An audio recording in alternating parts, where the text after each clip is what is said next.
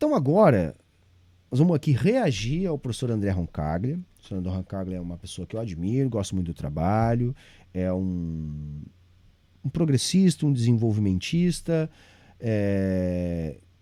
que está agora, inclusive, escrevendo para a Folha, me parece um grande avanço, inclusive, para a Folha. E esse aqui é um trecho, uma entrevista do professor André para o Inteligência, para o podcast Inteligência Limitada, onde ele aborda a questão da moeda comum, que está se aventando aí entre Brasil e Argentina. Será que o real vai acabar? Não vai acabar? Eu não assisti o vídeo, tá? Entretanto, eu venho acompanhando essa discussão há algum tempo. Tenho uma opinião, eu sou contrário a princípio a essa formatação. Acho que moeda é uma questão de soberania nacional muito importante. E por mais que eu defenda uma parceria econômica com a Argentina, acredito que não há necessidade de uma criação de uma moeda. Entretanto, eu não tenho detalhes do projeto, não sei se o professor André tem, e não sei se o professor André é contra ou a favor dessa discussão. E como eu respeito o trabalho dele, eu quero ouvir a opinião dele a respeito disso e talvez dialogar um pouco com essa opinião aqui enquanto a gente assiste o que ele tem para dizer em relação a isso. Beleza, gente? Então, vou colocar aqui o vídeo na tela e vamos ouvir. Você tem uma elite do funcionalismo público que frequentemente burla o teto de remuneração, que seria o salário do ministro do Supremo Tribunal Federal. E aí, de repente, você vai lá e fala, não, mas diminui o gasto para todo o funcionalismo. Tá, mas e quem não tem reajuste há 5 anos, está ganhando lá na base? Esse é um problema que precisa ser atacado, que é a heterogeneidade do funcionalismo. Então, isso envolve o quê? Você refazer as carreiras. Então, por exemplo, tem carreira que a pessoa entra e em pouquíssimo tempo ela já chega no topo da carreira. Entendi. Mas isso então, o que você pode fazer? Daqui para trás, é só daqui para frente. Só daqui para frente. Então, o que você faz? Você estica essa carreira, porque aí o gasto vai crescendo mais lentamente. Essa é essencialmente a proposta do que vai ser feito. Isso aqui é uma briga encarniçada. Imagino. Nossa, isso aqui vai agitar muito o funcionalismo público, porque entra aquela concorrência de isonomia salarial, vai ter grupos que têm mais, menos poder no funcionalismo. Sempre que um governo tenta fazer isso, ele tem muita dificuldade. O governo Bolsonaro, que era um governo que não tinha nenhum grande apreço da parte do funcionalismo público, não conseguiu fazer. Então, eu não sei se ocorrer como que vai ser, ainda pelo menos não existe nenhuma discussão. Ele ainda não entrou no assunto, ele está fazendo uma discussão a respeito da parte do funcionalismo público. Vamos seguindo acompanhando, interessante o que ele está falando até então. São avançada nesse sentido. Então, eu acho que um caminho que o governo Lula vai tentar encontrar vai ser via STAR-DUEC, gestão e inovação, e melhorando a produtividade do setor público, por meio de reformas que já vinham ocorrendo desde a Dilma, Temer, Bolsonaro, e com isso aliviar ali um pouco a pressão sobre a produtividade do setor público. Mas isso também está para ver. Muito bem. Por que é importante, na minha visão, menos importante essa questão do BNDES estar ali sob a Simone Tebet? Porque o BNDES só teria o problema que se está pensando se a gente tivesse, por exemplo, um espaço fiscal maior. Então, qual que é esse espaço fiscal maior? Ia lá o Tesouro Nacional, pega uma grana, deposita no BNDES e fala, com base nesse dinheiro você pode emprestar mais. Não tem esse dinheiro. Simplesmente não tem esse espaço. Então é muito difícil isso acontecer. Primeiro ponto é a restrição fiscal que a gente tem momentaneamente. Segundo ponto, está mudando a economia mundial. Esse conflito geopolítico vai fazer com que haja uma concorrência cada vez maior entre polos regionais da economia, China e as economias, vamos dizer, satélites ali que dependem do acordo comercial com ela, e a gente vai ter Estados Unidos e União Europeia e a Rússia ali no meio tentando se encontrar nesse novo arranjo com a guerra contra a Ucrânia. Isso abre oportunidades para o Brasil. Tanto de dinheiro que não encontra mais aplicação em economias ligadas à guerra e podem vir procurar a gente, isso chegou a acontecer, quanto esse novo horizonte de investimento na transição energética. Então isso abre o quê? A possibilidade de chegar para os países e dizer assim, eu tenho muita grana para investir em setores ligados à ESG, setores ligados à transição energética. Lembra do BNDES que a gente analisou? Você tem que ir lá pedir. Eles não vão jogar o dinheiro aqui de graça. Você tem que ir lá pedir e falar, tá vendo? Eu tenho um projeto, vou eletrificar minha matriz automobilística, vou usar, por exemplo, fazer grandes redes de ferrovia que vão utilizar uma energia limpa, me dá dinheiro. Tem muito dinheiro para vir para cá nesse sentido. Aí uma mente de esquerda já tende a falar, capital estrangeiro. Capital estrangeiro, historicamente esse dinheiro vem, aí depois ele volta na forma de lucro, é o capital que vem, explora e assim por diante. O que eu acho que é diferente? Novamente, estudo a hipótese a partir do que eu venho observando. Historicamente a gente não escolheu o dinheiro. O dinheiro chegava aqui e ele corria para onde ele achava melhor. Tinha, a gente aceitava. Isso. A gente tem a oportunidade agora de trazer... Eu não sou contra o investimento estrangeiro, gente. Tá? Não tem problema nenhum. Eu acho que até é bom. O problema é o tipo de capital que a gente acaba atraindo a partir da formatação da nossa economia. Para conseguir estabilizar a nossa economia, a gente transformou um vício antigo de parte da nossa burguesia,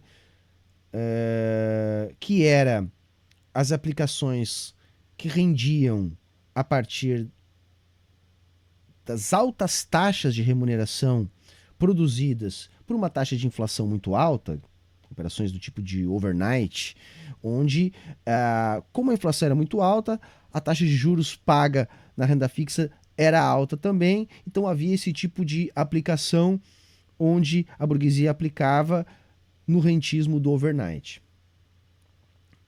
Quando se exteriorizou a inflação no Brasil do Plano Real, essa brincadeira da elite aí, ela foi transformada na brincadeira que a gente tem até hoje, que é a brincadeira de rico explorando a nossa alta taxa de juros. O real foi implantado com uma taxa de juros, sei lá, superior a 40%.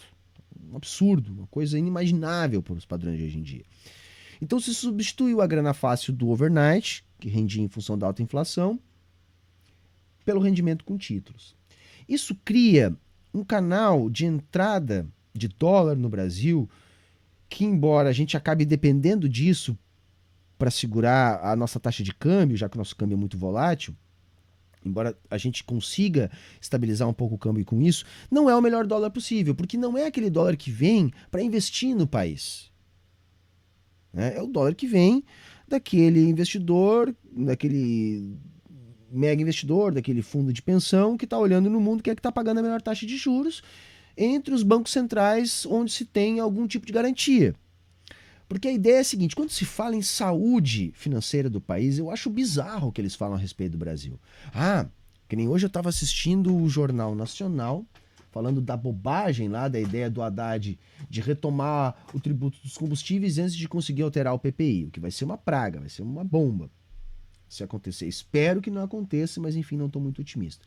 E aí eu estava lá ouvindo o Jornal Nacional, aí daqui a pouco no Jornal Nacional aparece assim, é importante a retomada da tributação, porque assim colaboraríamos para a saúde financeira do país, diminuindo o risco do país, abrindo espaço para a queda de juros. Olha que discurso estúpido, porque é rigorosamente o contrário que deve acontecer. Se não houver mudança no PPI e não se mantiver a desoneração dos combustíveis, vai subir fortemente os combustíveis, nós vamos ter mais um choque de custo na economia, pressão inflacionária, com a inflação acelerando, se diminui o espaço para a queda dos juros. Estão entendendo? Então vejam, para complementar e pegar o gancho do que o professor André está falando, assim, historicamente, então, entrou o dólar no Brasil não para investir na nossa produção, para comprar empresas brasileiras, para investir na expansão de empresas brasileiras, não. É um dólar que entra para ganhar no juro. E por que a nossa economia não é frágil? A gente não precisa melhorar a saúde financeira do Brasil? Porque no mundo real, como diz o nosso querido camarada Elias Jabbour, os grandes fundos de pensão, eles estão olhando para a rentabilidade. Qual o banco central que está pagando mais? Né? Porque eles variam normalmente o portfólio e eles colocam parte dessa grana num fundo sem risco. Papel de dívida pública. Quem é que está pagando mais? Claro, mas eu não vou botar, né, os dólares de um fundo de pensão bilionário, sei lá, num país, eu não vou falar nenhum nome aqui para não ser preconceituoso, mas num país que não tenha saúde financeira. E o que o investidor avalia para saber se o país tem ou não saúde financeira? A disponibilidade de dólares do Banco Central, emissor ou manipulador da dívida, né, que está sendo adquirida pelo fundo de pensão. Por que, por exemplo, nos anos 80 o Brasil tinha dificuldade para atrair esse tipo de dólar, mesmo que fosse o dólar especulativo? Bom, porque nós não tínhamos dólar. Então pensa num fundo de pensão internacional. Eu vou pegar aqui $1 bilhão, vou comprar em título brasileiro? Pô, mas o Banco Central brasileiro não tem dólar. Está sempre pires na mão pedindo dólar para FMI. Então, se eu trocar meus dólares por título, na hora de eu pegar o lucro do juro e trocar o título por dólar, esse Banco Central vai ter dólar para me dar? Se o mercado desconfiar que esse Banco Central não vai ter dólar para fazer o negócio inverso, eles não investem. Agora, se eles olham para um Banco Central que nem o nosso, que tem 350 e tantos ou 70 e tantos bilhões de dólares em reservas, você acha que algum fundo de pensão vai ficar receoso de trocar dólar por título brasileiro? Não vai. Não vai, porque tem reserva. Então, na hora que ele fizer o lucro do juro, que o Banco Central está pagando, ele pega esse título, transforma em dólar de novo e vai embora. Ele não tem dúvida que o Banco Central vai ter dólar para honrar com o seu compromisso. Ele não vai ter dúvida disso. Então, veja, não, é bobagem a gente falar em saúde financeira de um país que tem 360 bilhões de dólares de reserva, que tem 100% ou quase 100% da sua dívida emitida em moeda própria. Mais grave, os nossos títulos são de curtíssimo prazo. É um excelente negócio para qualquer lugar do mundo, por isso que os nossos papéis são 100% líquidos. 100% líquidos. Então, assim, há na nossa economia uma questão que incomoda a esquerda de um dólar especulativo que vem para cá. Como a gente convive sempre com uma taxa de juros acima do praticado no resto do mundo, Atitude correta, camarada. a gente acaba contando com esse dólar que vai chegar, mas vai sair. Porque esse dólar, ele tanto vem quanto vai. Mudou a taxa de juros, o México subiu a taxa de juros, a Rússia subiu, a Turquia subiu. Esse tipo de investidor, ele, assim como ele vem, ele vai. Assim como ele vem, ele vai. Agora, o que o André está falando, e que aí eu vou concordar com ele. Eu não demonizo o investimento do capital estrangeiro. O problema é que esse investimento não costuma vir para cá. Potencial, eu não tenho dúvida, eu vou concordar com o professor, nós temos. A gente tem um potencial gigante da indústria farmacêutica, a gente tem um potencial gigante da indústria naval, setor de petróleo e gás, setor de defesa. A gente tem muitos potenciais a desenvolver. A gente tem um mercado consumidor, um dos mais vigorosos do mundo. Não é qualquer país que tem 200 e tantos milhões de habitantes. Então, assim, a questão é que o investidor, ele normalmente, quando ele não tem perspectiva no mercado, ele fica na preferência pela liquidez. Então a parada funciona assim. Olha, eu tenho uma grana para investir. O grande investidor, normalmente, ele varia os seus investimentos. Agora, ele vai ter mais ou menos dinheiro na renda fixa, nos títulos da dívida, a depender das perspectivas de mercado. Por exemplo, o que hoje em dia se tem na tal preferência pela liquidez? O investidor olha para o mercado e pensa, poxa, eu vou comprar uma fábrica, eu vou comprar uma fazenda, eu vou entrar no setor varejista, eu vou entrar no setor de importação. Poxa, mas eu olho para o mercado, desemprego alto, renda média do trabalhador caindo, alto nível de desalento, alto nível de capacidade ociosa na economia. Vou eu tentar vender para essa economia anêmica? Não.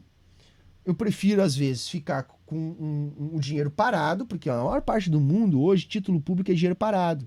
Porque como o mundo trabalha com juro negativo, quando o investidor vai deixar parte desse dinheiro parado, ele não quer perder tudo. Então ele ganha alguma coisinha. Porque o dinheiro parado, e isso explica a preferência da liquidez, ele tem razão de existir correta, a partir camarada. da insegurança. É o risco. Olha, se eu deixar meu dinheiro parado, qual é o meu risco? É o risco da inflação. Se eu conseguir recuperar parte dessa inflação num papel de um país que está pagando juro negativo ou num país que está pagando juro que nem o nosso, eu vou fazer isso. Porque se eu aplico esse dinheiro na economia real e o meu negócio quebra, eu tenho prejuízo. O risco é muito maior do que o da inflação, porque teoricamente, e assim os economistas tratam, o risco da inflação é um risco pequeno. Porque o agente econômico consegue ter mobilidade do seu capital e não investir numa economia mais contaminada por inflação.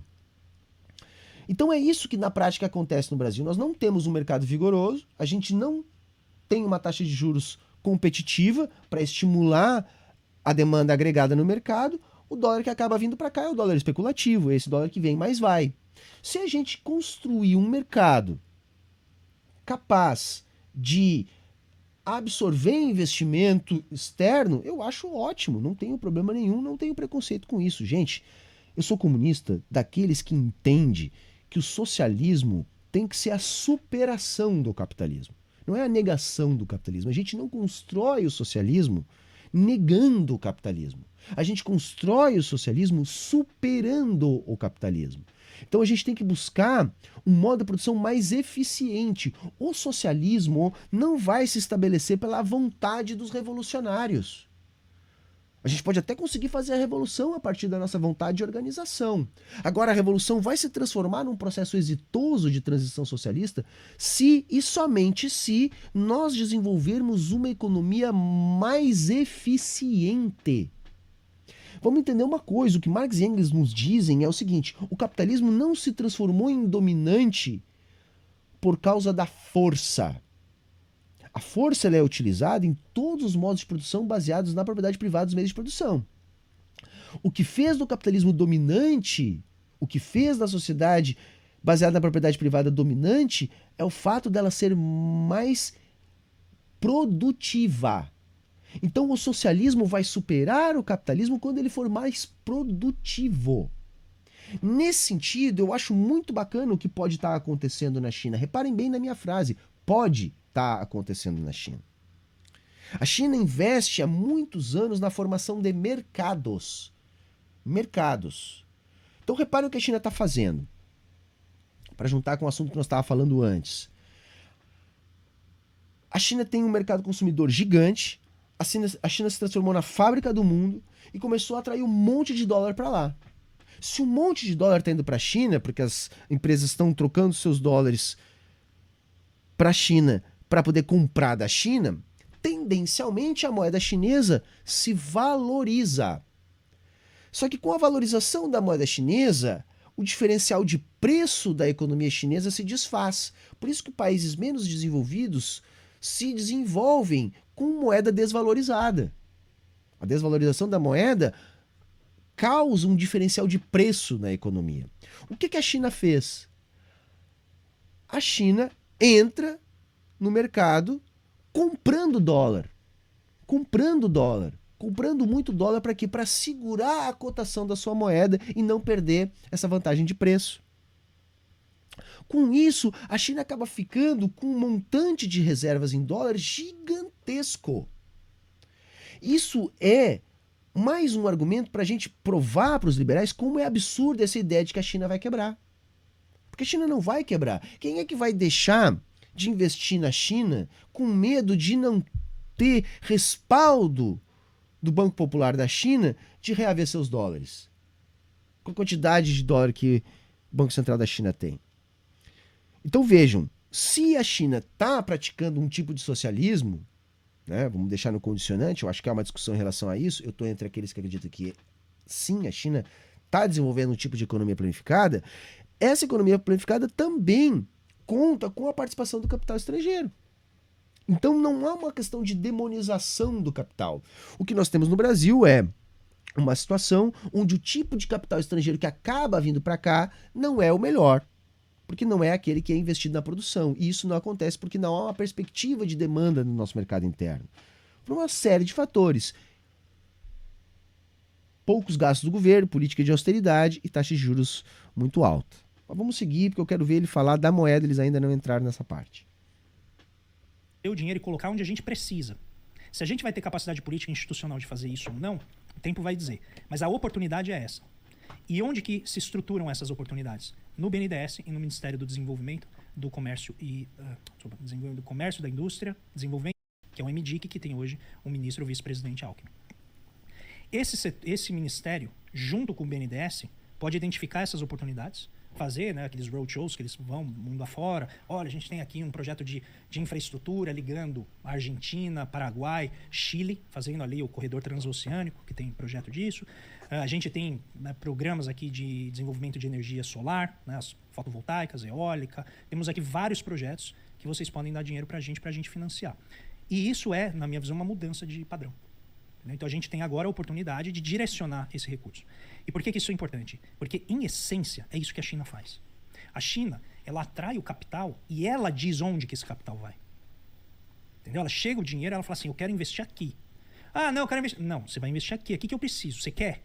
Se você quiser, você vai ter esse mercado de consumo monumental aqui. Mas eu preciso que o dinheiro venha aqui.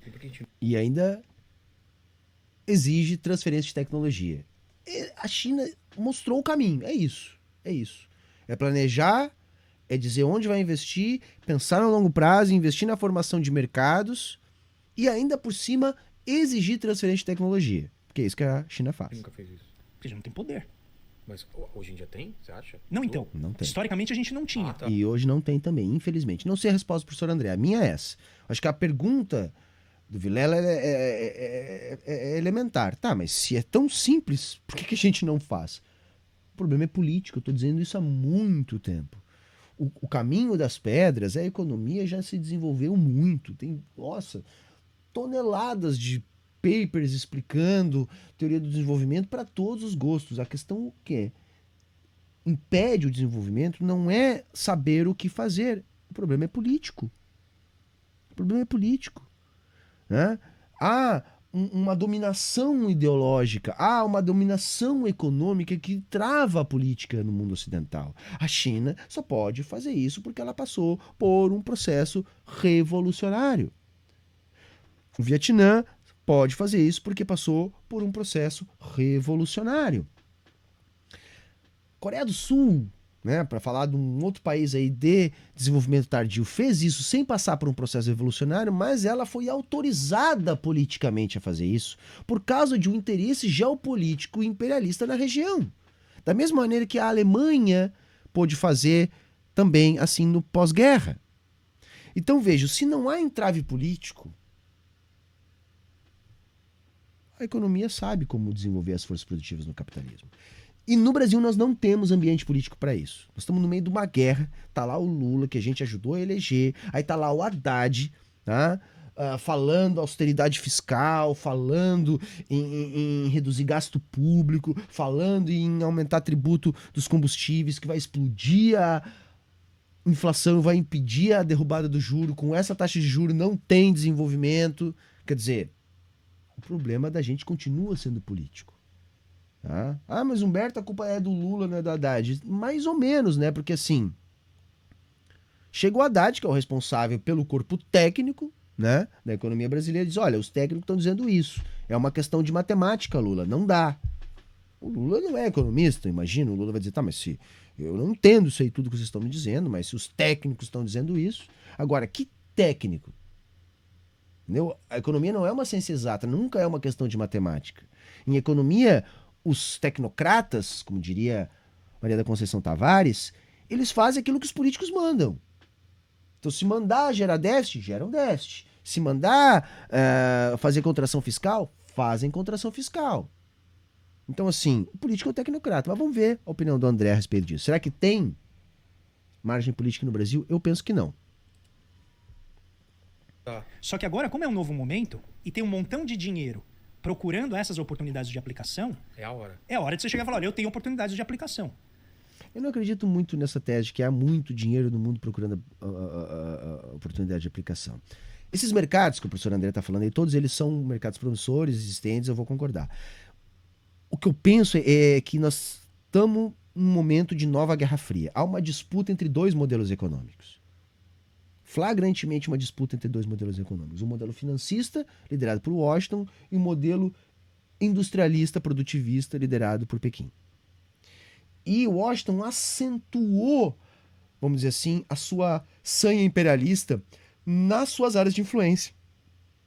O que, por sua vez, obriga o arco de países de relação econômica mais próxima com a China também se aproximarem mais com a China. A própria questão da Rússia, que o professor André falou aqui, me parece ser de uma Rússia empurrada a se aproximar com a China em função da expansão da OTAN. Se vocês não entenderam, o que está acontecendo, galera? Hoje a Europa é um protetorado dos Estados Unidos. Os países não têm soberania monetária, o euro é um fantoche do dólar, a ponto dos Estados Unidos chegar para a zona do euro e dizer assim, ó, vocês vão pagar mais caro no gás, vai subir a inflação de vocês, porque vocês vão importar gás de xisto da gente e não vão comprar o gás russo do Nord Stream 2. tá? Vocês vão fazer isso, vocês vão ter um prejuízo porque a gente quer continuar lucrando em cima de vocês. E a Europa está fazendo. Olha, se a Europa é um protetorado, o que resta para a América Latina? O que resta para o Caribe? Estão entendendo? São zonas de influência dos Estados Unidos. Então, assim, não imagino esta mobilidade de capital. Acho que há uma ofensiva do capital no sentido de defender essa economia financista, esse castelo de cartas das bolhas, né, formatadas a partir do consenso de Washington. Do outro lado, a gente tem a economia chinesa, uma economia de criação de mercados, de investimento público, de construção, uma economia produtivista, que tem uma outra lógica, uma economia mais protegida, uma economia com mercado de capitais mais fechado, com contas de capitais fechadas, baseado em mercados internos, em ampliação desses mercados internos. É uma outra lógica que está em disputa, o que impede essa mobilidade de capital. Então, na minha avaliação, a gente tem um problema político, tanto interno, nós não fizemos a Revolução Brasileira, nós somos área de influência dos Estados Unidos e temos um problema geopolítico global, que é essa nova Guerra Fria. E aí vocês vão me desculpar e vão me permitir dizer o seguinte, gente. O professor André é um aliado tático, tem um trabalho muito bacana, é muito bom de acompanhar, acho que ele acrescenta muito no debate, mas ele é um keynesiano, né? E os keynesianos, eles normalmente têm dificuldades de enxergar esses problemas políticos. Acho que é mais uma questão de técnica, de fazer, de chegar lá um governo que vai refazer, que tem margem para isso. E eu sou um pouco mais pessimista nesse sentido. Eu acho que o marxista normalmente é mais pessimista nesse sentido. Eu acho que a Dilma caiu por muito menos. Por muito menos. Nosso desemprego bateu 4%, tem que tirar a Dilma. Você pega o liberal falando, um Samuel Pessoa da vida falando, o que ele vai dizer? Ele vai dizer, olha, o Brasil precisa de um desemprego de pelo menos 9%, porque 9% é a taxa natural de desemprego no Brasil, aquela que não acelera a inflação. 9%. Normalmente os liberais falam coisa de 5%, 4% normalmente. Não, para o Brasil, para as condições da nossa economia, para as características da nossa economia, o desemprego que não acelera a inflação é 9%. Pensa, cara. 10% da população economicamente ativa desempregada é o natural para o liberal. Por isso que quando caiu a 4% a taxa de desemprego, derrubaram a Dilma. Imagina se o Brasil começar a utilizar o BNDES para desenvolver a indústria nacional, desenvolver nossas potencialidades, desenvolver o mercado interno, reduzir taxa de juros. O Brasil vai ser uma locomotiva. O Brasil tem a melhor condição de solo para plantio do mundo. Você pode plantar cultura subtropical e cultura tropical no mesmo dia do ano. Eu acho que é o único país no mundo que você pode fazer isso.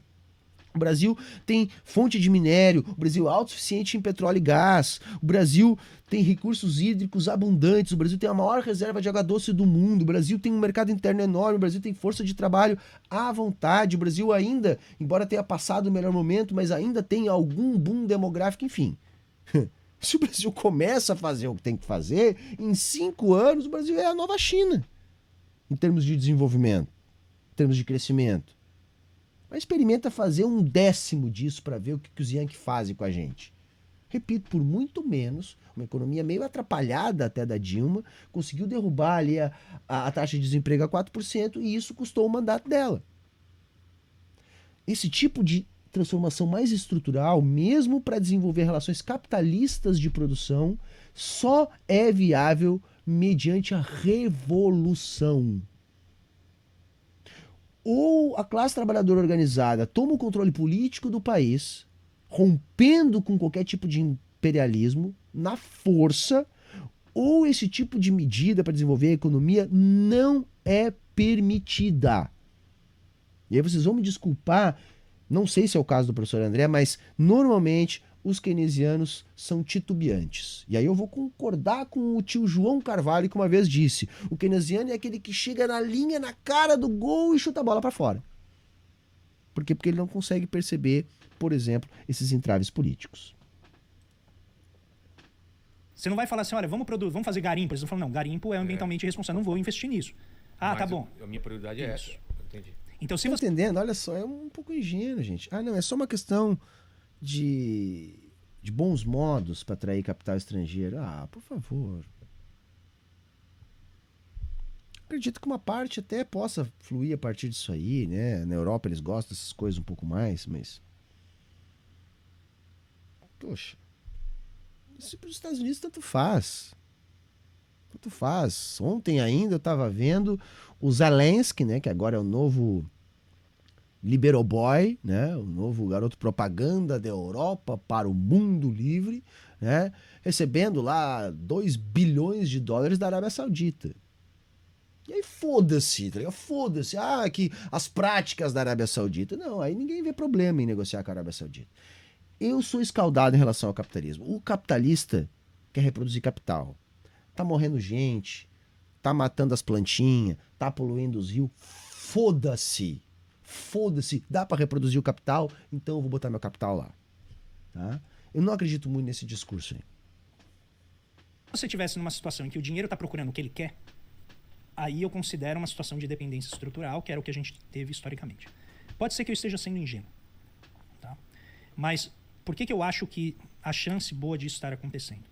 Quando o Biden lança o programa dele nos Estados Unidos, que é basicamente isso, forte investimento em infraestrutura humana, que é creches, toda a parte educacional, todo o suporte para a terceira idade, mais a infraestrutura física, que é a eletrificação da matriz de automóveis, da matriz energética, você levar cada vez mais fontes limpas, tudo isso é investimento pesadíssimo. O setor financeiro chegou para o Biden e falou assim, deixa eu participar disso aí, porque para pensar, taxa de juros negativa, ou seja, o dinheiro está perdendo valor, né? Ele está sendo remunerado negativamente. Dá para ganhar dinheiro especulando. Aí você olha para a economia meio né, cambaleando, os setores estão andando, outros nem tanto, vários setores estão com salários muito pressionados lá nos Estados Unidos. De repente chega o governo e fala assim, tem um monte de projeto garantido pelo Tesouro americano. Isso significa que se você... Risco baixo. Ah, é? Amplos projetos de investimento, só que você tem a garantia do Tesouro Nacional. Olha aqui, que fantástico que é. Então ele fala assim, posso entrar nisso aí? Com você, fazer eletrificação? O Biden falou, não. Ué? Não quero. Eu vou fazer. Por quê? Porque eles têm dólar. Ah, tá. É outro esquema. A gente não tem isso. A gente não tem dólar. A gente não imprime dólar. Como nós somos periféricos, a gente tem restrições fortes. Então, me parece, né, que o setor financeiro tem interesse em investir, mas com disciplina sistêmica, que é o que a China faz. É dizer assim, você vai entrar aqui, mas você vai entrar onde eu preciso que você entre. Talvez por um alinhamento errático dos astros, haja agora, né, um interesse do capital financeiro com o que a gente precisa.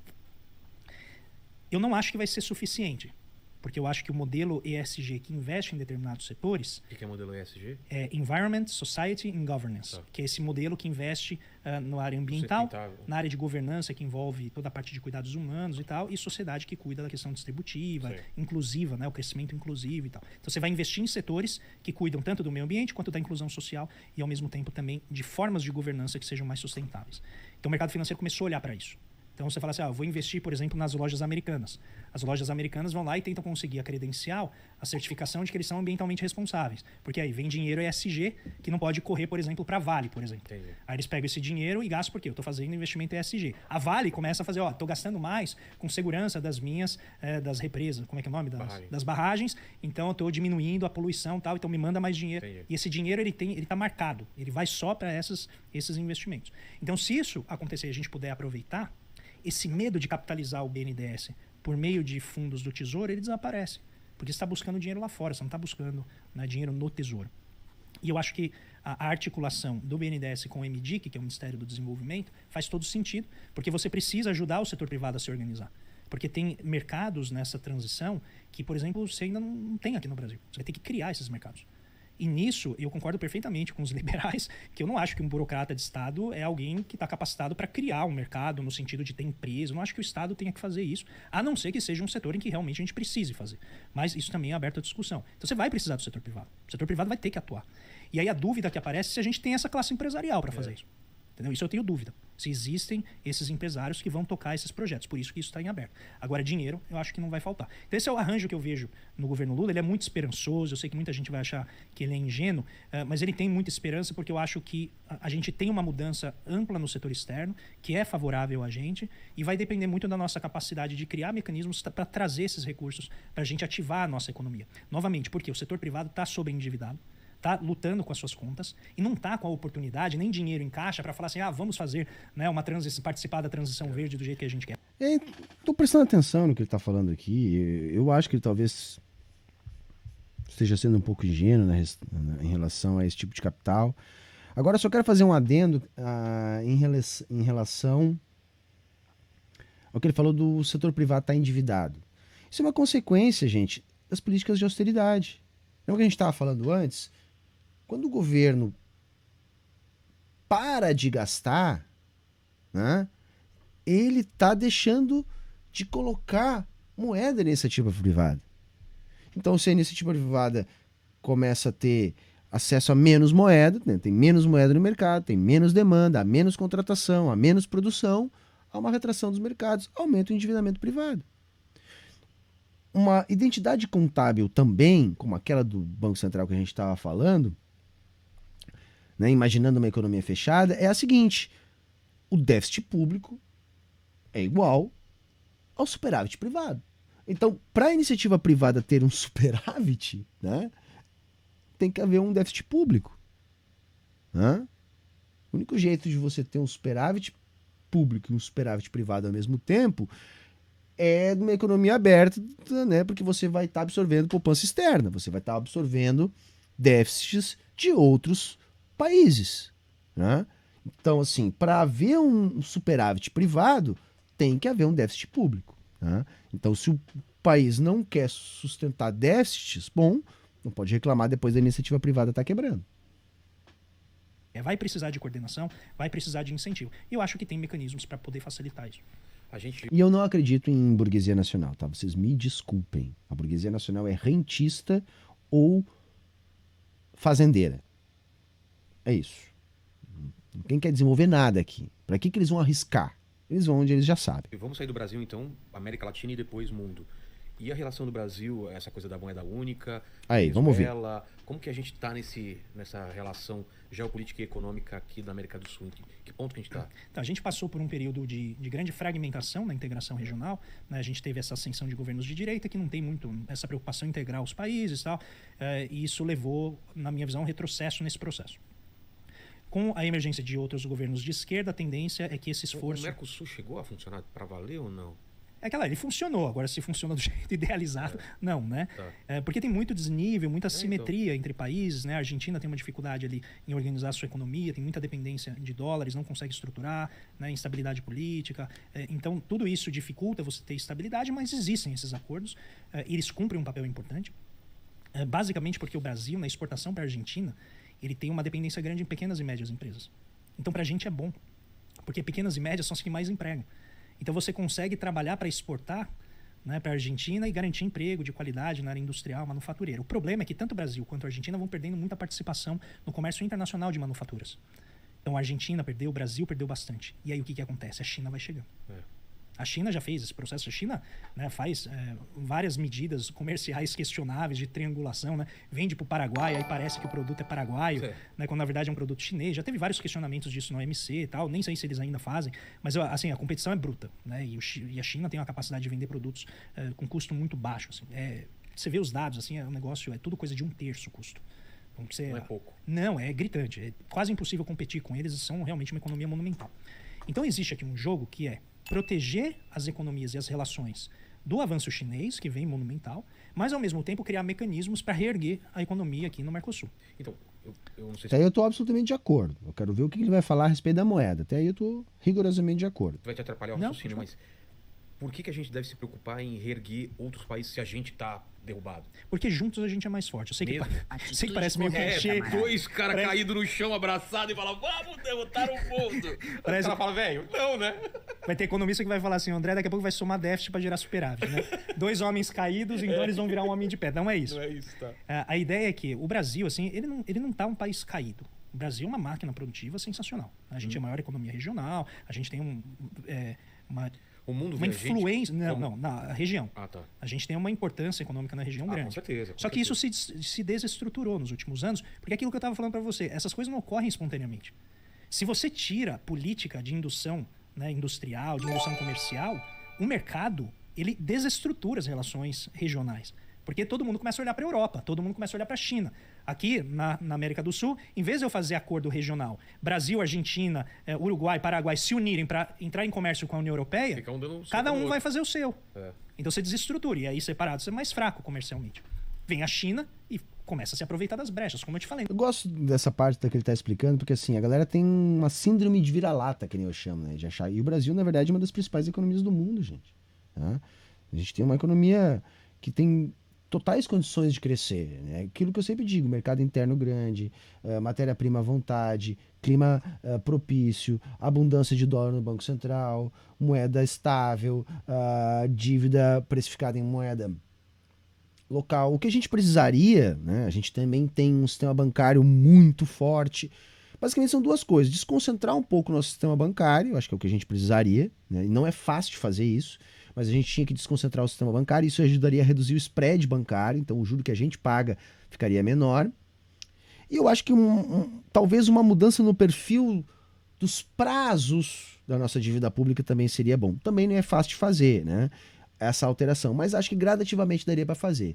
Uma terceira coisa, talvez seria importante a gente dar mais poder de fogo para o nosso Banco Central, para ele poder intervir em toda a estrutura a termo de juros, não só no curto prazo, mas também no longo prazo, como por exemplo o Banco Central do Japão faz, né? Permitindo que o Banco Central compre e venda títulos do mercado futuro. Então aí sim acaba essa história de não, mas a ponta longa de juros empenou, então agora temos que socar o juro no talo, acabar com a economia. Então assim, a maior parte da nossa economia já está arrumadinha. Né? E não foi obra do Bolsonaro ou do Temer, é coisa bem de antes. Faltam algumas coisas para que a gente possa ter uma economia mais competitiva. E aí, repito, os entraves são políticos.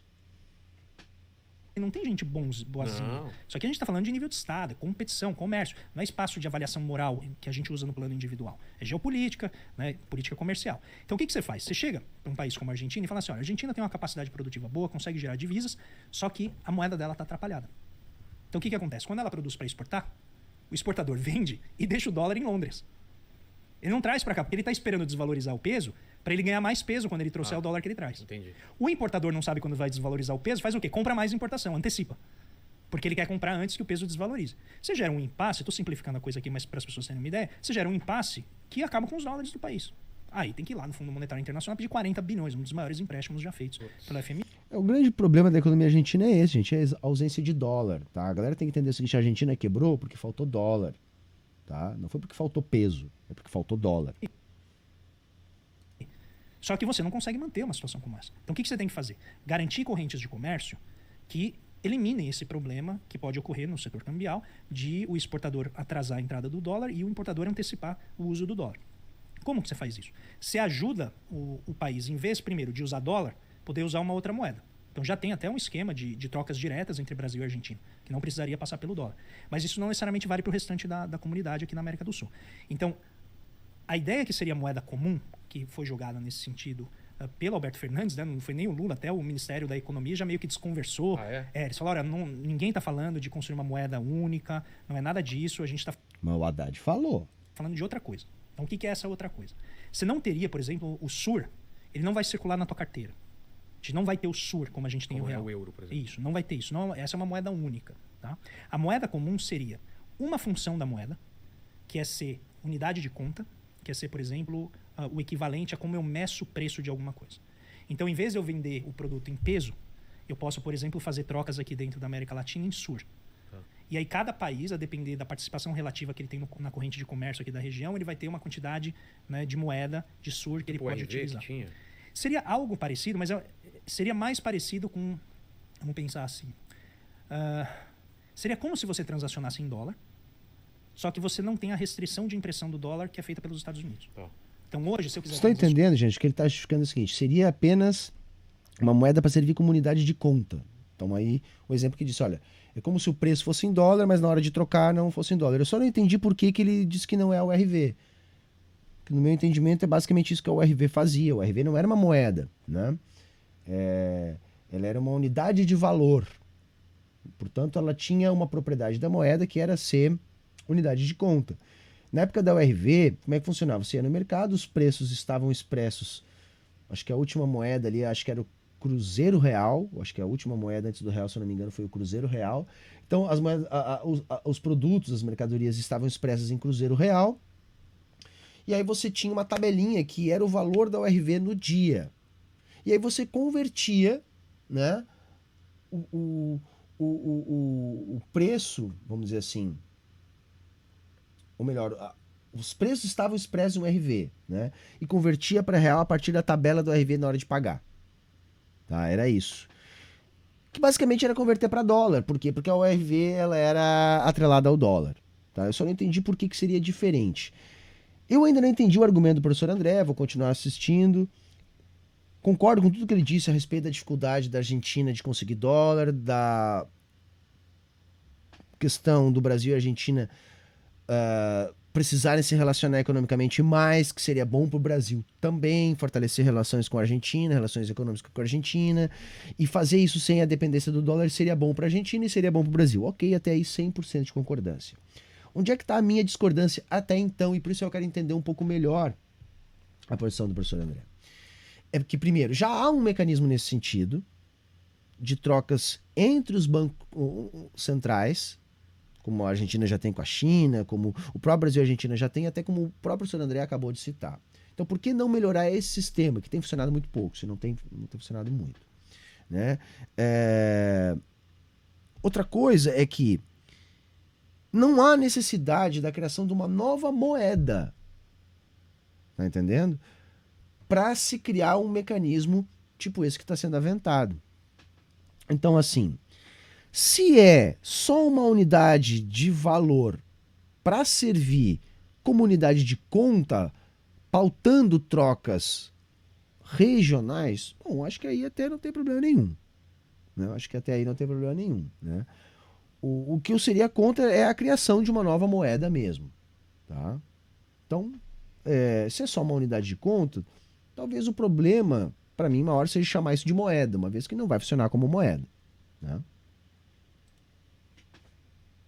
Em dólar, eu preciso que os Estados Unidos emitam esse dólar e esse dólar me encontre. Entendi. Quando eu crio essa Atitude moeda correta, compartilhada camarada. entre os países da região, eu controlo essa emissão de moeda. Então, até se pressupõe um artigo que o Haddad escreveu com o Gabriel Galípolo, que é o secretário executivo, acho que foi em abril do ano passado. Eles publicaram na Folha. Até depois, quem aqui estiver aqui quiser, pode ir lá no meu Twitter, eu vou divulgar o artigo lá, para quem quiser ler. Então, teria meio que uma autoridade monetária da região, né, e essa autoridade monetária, ela regularia a quantidade de SUR que tem disponível para fazer esses acordos. Então, primeiro é que você elimina a necessidade de dólar, isso abre um pouco o espaço para a operação comercial entre os países. Que não... Mas para mim isso que não está muito claro. Como assim a regulagem de SUR, a quantidade de SUR que cada país teria? Se fosse uma moeda, tudo bem, né? Como é o euro aí, né? Porque mais ou menos isso que acontece na zona do euro. Agora, se é só uma unidade de conta, porque eu consigo entender isso a nível de Brasil comparando com a URV. Agora, como é que nós vamos dividir isso a nível regional? Sabe, não me parece claro ainda. Estou aberto a, vamos dizer assim, o debate, mas não me parece nem um pouco claro ainda como é que tá para funcionar isso. Não vejo ainda a necessidade desse tipo de coisa, desse tipo de invenção, de uma moeda. Tem dólar, não consegue acessar dólar. Resolve o problema? Não resolve, mas alivia. O segundo ponto que poderia ajudar. Na hora que um país vai pedir financiamento externo, ele precisaria apresentar sua condição em termos de dólares, em termos de capacidade de pagamento. E talvez com a união dessas moedas, né, sob o guarda-chuva do SUR, quando o país for analisar a Argentina, ele na verdade está analisando a Argentina, Brasil, Chile, Bolívia, todo mundo que... Não, ok, eu só não entendi assim, por que o Brasil vai emprestar suas reservas para a Argentina? Sabe? Por que o Brasil vai ser o fiador da Argentina? Tudo bem, eu posso estar enganado. Enfim, no momento do debate eu ainda não estou convencido. Que está naquela moeda. Então a união ali pode, por exemplo, gerar, não estou dizendo que vai, depende muito de como vai ser feito e tal, mas pode facilitar o acesso a capitais estrangeiros que vão para determinados projetos. Não necessariamente vai ser dinheiro que vai vir para aliviar a crise de balanço de pagamentos da Argentina nem nada, mas pode facilitar isso. Mas, por exemplo, isso eu vejo ajudando, por exemplo, a países mais pobres, que é a Argentina. Mas isso ajuda a gente? Pode ajudar a gente. A Argentina Como? não conseguiria sem a gente, mas a gente consegue sem a Argentina. Eu sei que é um pensamento egoísta, mas Não, é a realidade. Não acho é? egoísta, não. É interesse, o Brasil tem que Claro. defender os seus interesses. Como eu vejo, como, novamente, a gente está falando aqui em cima de muitas hipóteses. Claro. Pois Porque não tem cara, nada- eu acho que isso é muita especulação, porque eu não sei se o André sabe, porque eu não sei nem se sabe disso. Não sei se isso está formatado, eu acho que a gente está conjunturando, né? Tanto ele lá quanto eu aqui, mas sei lá, vamos Foi continuar. desenhado, não sei. Parece que eles vão criar um grupo para discutir isso. Então, é tudo muito ainda Um grupo de WhatsApp. incipiente. Tá lá, Imagina a discussão. Os caras no WhatsApp. E aí, velho, vai rolar a moeda? Os caras. Não, irmão, que? Aí aparece, Lula saiu do grupo. Pode crer. Não curtiu, saiu do E grupo. coloca a Janja no lugar, né? Discute você aí que eu já cansei. Aí você olha uma situação. O chat está colocando ali, né? Então seria talvez, né? O Paulo está colocando ali. Porque como a gente exporta para a Argentina, melhorando a economia da Argentina, melhoraria a economia brasileira. Cara, será que tem impacto suficiente para isso? Nessa, né? E penso o seguinte, tá. O que o Brasil ganha com isso? É. A minha impressão é que, se for estruturado algo assim, a gente pode facilitar acordos, por exemplo, de infraestrutura que envolvem vários países, porque agora você pode ter uma rede conjunta para trazer investimentos, né, de fora, que vão, por exemplo, facilitar esses projetos de infraestrutura compartilhada. Individualmente, talvez os países não consigam fazer, mas quando eles se unem sob uma moeda que tem, né, todo um regramento, um conjunto de estabilidades, de regras que garantem a alocação desse dinheiro entre os países, diversifiquem os riscos. Então, quando a Argentina pega dinheiro sozinha, é o risco Argentina. Quando ela pega dentro do Sur, por exemplo, é o risco compartilhado com todos os países. Então, isso pode melhorar, por exemplo, novamente, não estou dizendo que vai, mas pode, a depender do arranjo, melhorar a forma como o mercado financeiro internacional enxerga um país isolado, porque agora ele faz parte de um grupo. Então, vamos pegar o caso, não é a mesma coisa, mas de um país que entrava na União Europeia. A Grécia, por exemplo. Entendeu? Quando ela entra na União Europeia, ela faz parte agora de um conjunto Claro. que melhora a nota de crédito dela, melhora a posição, ela tem, né, como compartilhar de um mercado maior. Então, tudo isso traz benefício. Obviamente, E traz muitos prejuízos, né? Toda a crise grega aconteceu pela falta de soberania monetária. Da Grécia tem que ir com o pires na mão lá para a Alemanha dizer, eu preciso de mais dinheiro. E a Alemanha diz, tu quer mais dinheiro? Então toca austeridade aí. Entendeu? O povo grego que não se aposente, dane-se. Vai trabalhar até morrer. Vai demitir funcionário público. Vai encerrar o ciclo de investimento público. Vamos precarizar a infraestrutura. Senão não tem dinheiro. Se o país tem moeda soberana, não precisa. Tu pode utilizar a capacidade da tua moeda soberana para fazer uma retomada num ciclo de crise. Né? Por que a Inglaterra nunca entrou para a zona do euro? Bom, porque vai abrir mão da soberania monetária. Para a Alemanha ficou sussa, porque nessa divisão a proporção maior ficou com a Alemanha, né? Bem maior, diga-se de passagem, então ela tem muito mais poder de decidir para quem que vai o dinheiro, para onde é que vai, para onde é que não vai e o que vai ser exigido em troca de política de liberação de verba. Eu acho que não foi negócio para a Grécia.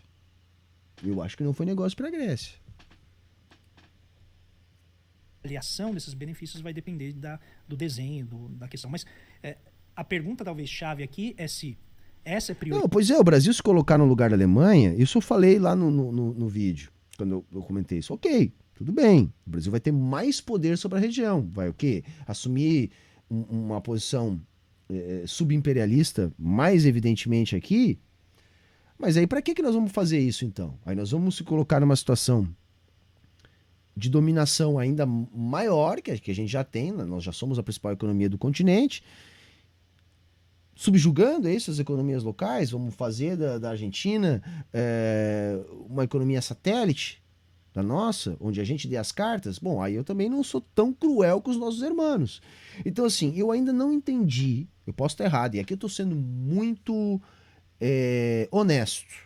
Posso estar errado, talvez. Vou analisar melhor essa questão aí que o chat levantou, tá? Mas e as obras de infraestrutura lá, a partir do know-how, a partir do que pode vir parar no dinheiro. Se a Argentina tem mais acesso a dólar, ela vai investir comprando coisas do Brasil e talvez esses dólares venham parar no Brasil. Se a Argentina tiver um pouco mais de mobilidade, pode ser. Acho que a gente tem que pensar e ver aí quais os impactos disso. É um lado dessa jogada que eu ainda não tinha avaliado. O outro, né, de se colocar com uma posição como a Alemanha tem na Europa, eu acho que aí até ok. Agora, eu não quero que o Brasil se desenvolva às custas da subordinação da Argentina ou de qualquer outro país. Né? Eu até defendo um nacionalismo econômico e tudo, né? Mas acho que não precisa tanto. Mas enfim, acho que a gente tem que avaliar um pouquinho melhor. É uma perspectiva que eu ainda não tinha parado para avaliar.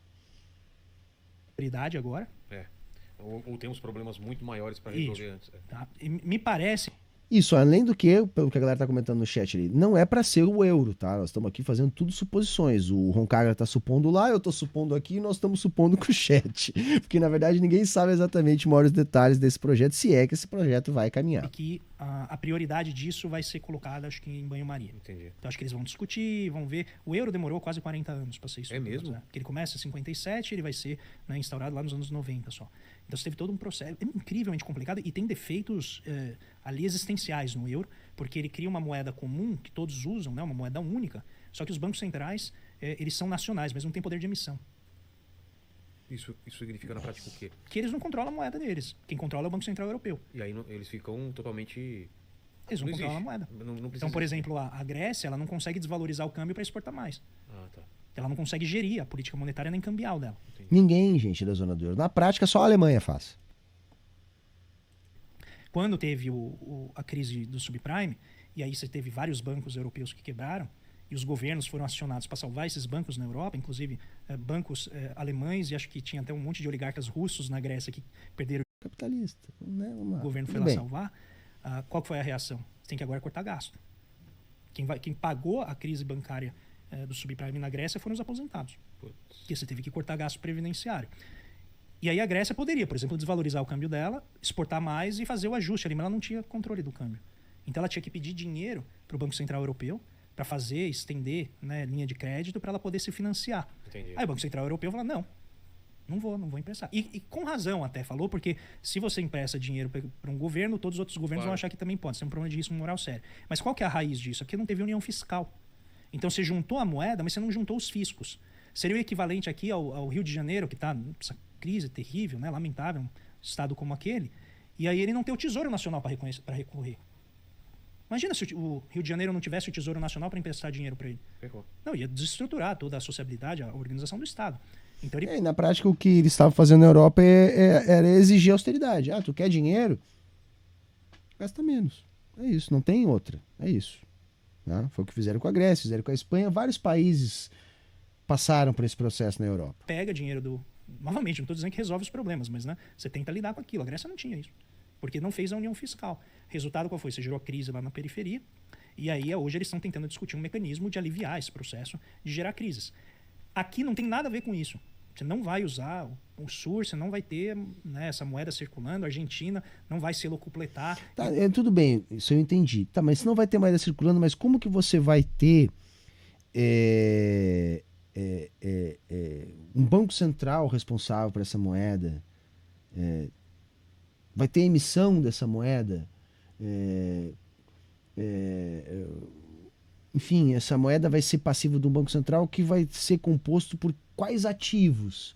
Sabe, tudo isso é muito no campo da especulação. E por mais que a gente faça elucubração e pense que vai ser assim, que vai ser assado, que vai ser de outro jeito, nunca eu acredito que é um jeito que possa ser bom para todo mundo. Entendeu? Mas, enfim, vamos ficando por aí. Tá acabando aqui o corte. Vamos encerrando por aqui.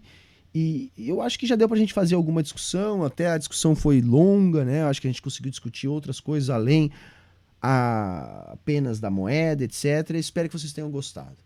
Beleza, gente? Vamos ficando por aqui.